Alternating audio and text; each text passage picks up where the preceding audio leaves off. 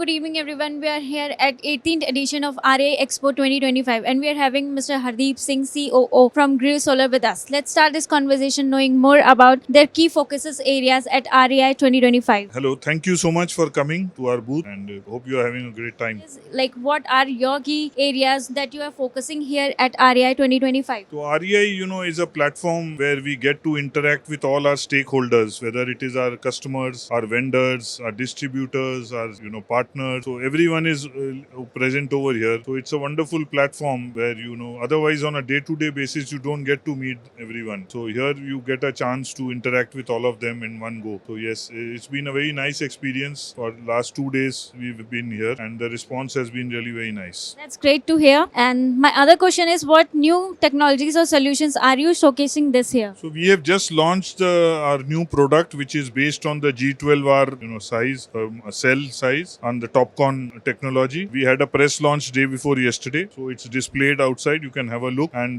we have just started the bookings for that product from yesterday, and we hope to start the deliveries from December. What are the biggest challenges you face in scaling renewable projects towards net zero goals? So net zero is something which is going to be, it's a country's goal which they have taken to achieve by 2070. So we are trying to contribute in whatever small way we can so that, to help the country achieve that goal. So in that journey, not only are we setting up manufacturing facilities to manufacture equipment which helps other companies to become net zero. For example, if you are solarizing your power out input, so, it helps you become net zero. Also, we are very mindful that whatever facility we put up in manufacturing is also, sustainable, environment friendly, and is also goes ahead and contributes to the net zero goal of the country. If we talk about, evolving renewable market, so how do you see India's renewable energy market evolving in next 5 years? Especially